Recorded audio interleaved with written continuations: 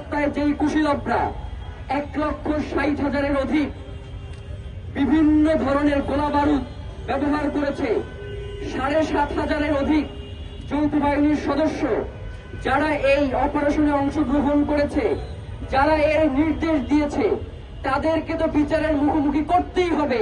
তার পাশাপাশি যারা এই খুনকে জায়েজ করে দিয়েছে তাদেরকেও বিচারের মুখোমুখি করতে হবে।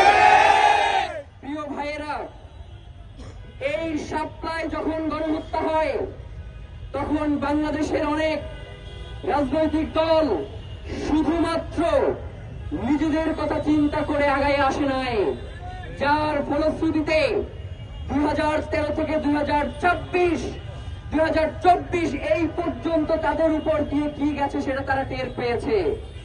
কিন্তু আশ্চর্যের বিষয় যে মাত্র 2 মাসের মধ্যে তারা সেই জিনিসগুলো ভুলে যাচ্ছে।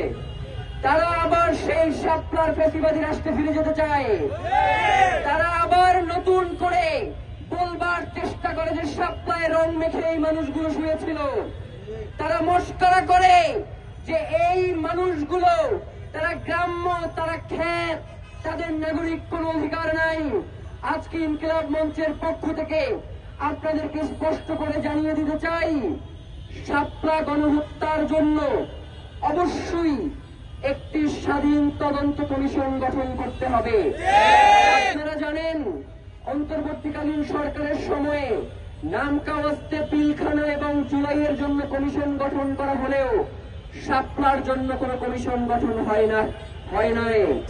তাহলে কি অন্তর্বর্তীকালীন সরকারের শাপলাকে কখনো তাদের জনগণ মনে করে নাই?